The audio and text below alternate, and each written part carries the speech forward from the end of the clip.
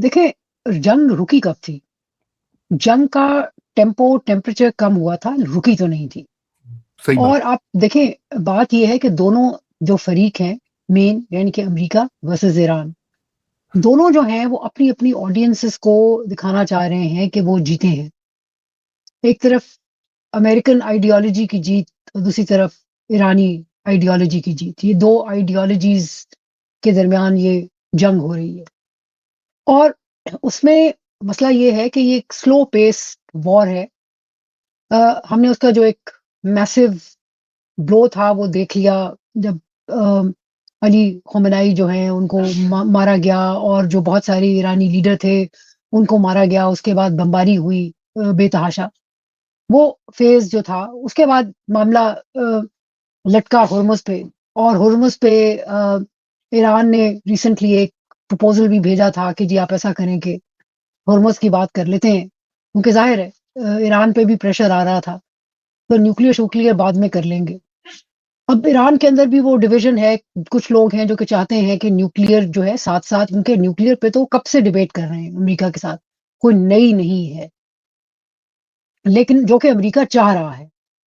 लेकिन मामला ज़ाहिर है अटक गया है। अब उसमें हुर्मुज़ को खुलवाना जो है, वो एक बहुत बड़ा चैलेंज है।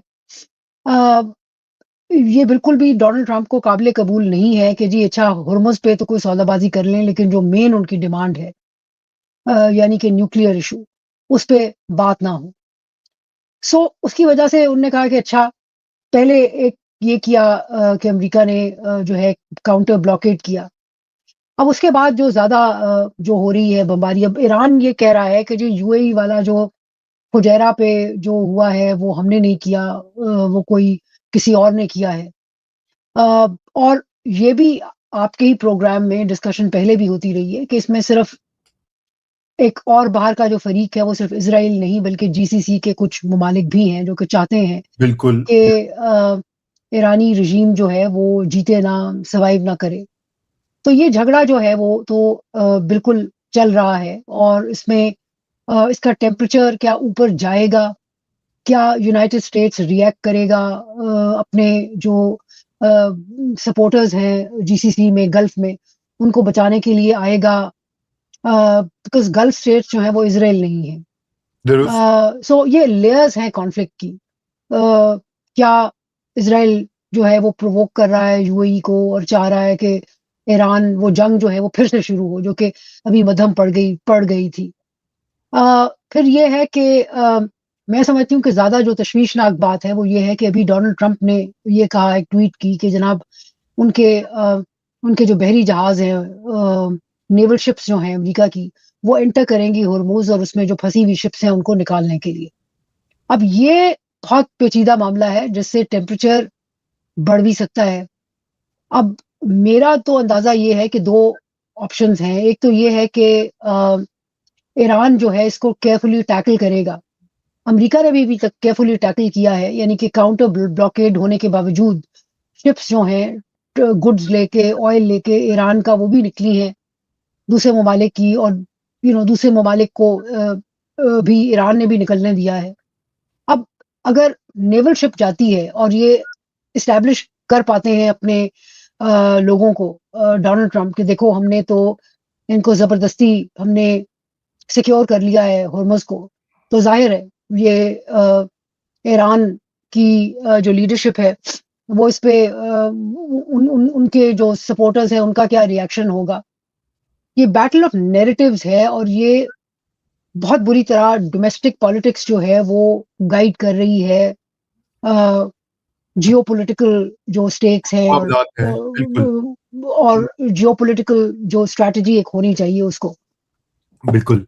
सो इसमें पहली बात, क्या जंग होगी, बढ़ेगी, नहीं बढ़ेगी, इसका डिपेंड करता है कि और जो मल्टीपल स्टेक होल्डर्स हैं, वो और क्या करते हैं।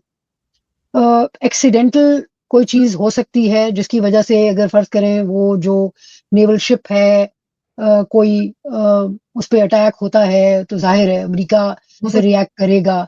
सो क्या ईरान चाहेगा एस्केलेट करना जंग को? हुँ। मतलब वो कहते तो हैं कि हाँ जी, देखो हम में बड़ी बर्दाश्त है ये वो, लेकिन मैं समझती हूँ कि उसके बावजूद अ, उनको भी सोचना पड़ेगा, क्योंकि मजीद बमबारी, मजीद खून-रेज़ी जो है, वो उनकी अपनी ऑडियंस के लिए मोमेंटरीली तो उनको सैटिस्फाई कर सकती है, लेकिन उनके लिए भी प्रॉब्लम खड़े हो सकते हैं। सो ये दोनों देखेंगे।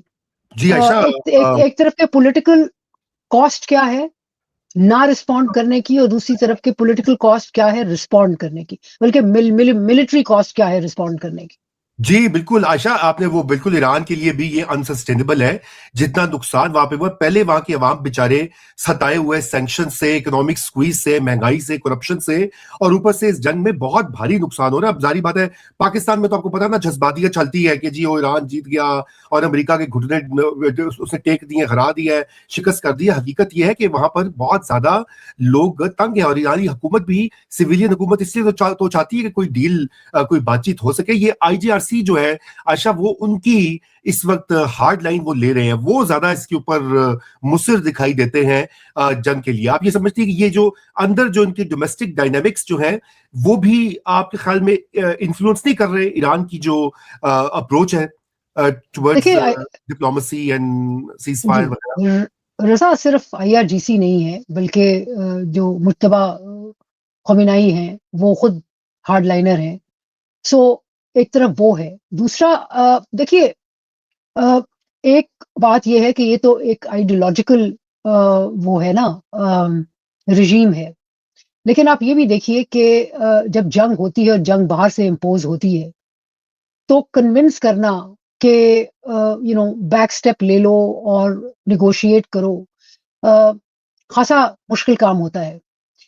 दूसरी बात जो मैं समझती हूँ कि बड़ी इंटरेस्टिंग है, जो मेरे ख़्याल में ईरानी सिचुएशन को, ईरानी रेजीम देख रही होगी, कि अमेरिका ने, मज़े की बात ये है कि बैटल्स, तो ये आज ही दोस्त हमारे हैं प्रवीण स्वामी, उनसे बात हो रही थी, सोनी नहीं, स्वामी, अ, बड़े अच्छे इंडियन जर्नलिस्ट हैं, जी जी, उनसे बात हो बिल्कुल, रही थी। सोनी बहुत अच्छे हैं। सोनी, लेकिन सोनी हमारे हुँ, पाकिस्तानियों के बड़े फेवरेट हैं आजकल। वो मैं वो बिल्कुल होंगे जी। तो ये बात हो रही थी कि उन्होंने एक मज़े की बात की तरफ मेरी तवज्जो दिलाई, and I thought was very interesting and important, कि इतने मुद्दों अमेरिका ने टैक्टिकल बैटल्स तो बहुत सारी जीती हैं, वियतनाम हम्म, से लेके, कोरिया से लेके अफ़गानिस्तान, लेकिन स्ट्रैटेजिक ऑब्जेक्टिव्स कहीं भी अटेन नहीं कर सके।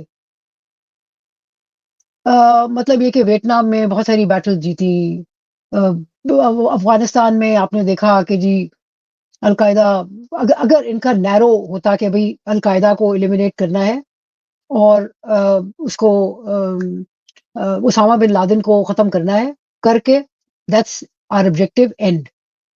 इनका बड़ा ब्रॉडर, इनका भी आइडियोलॉजिकल, मैं तो समझती हूँ कि ट्रम्प, क्या अमेरिका भी generally, every regime is an ideological regime.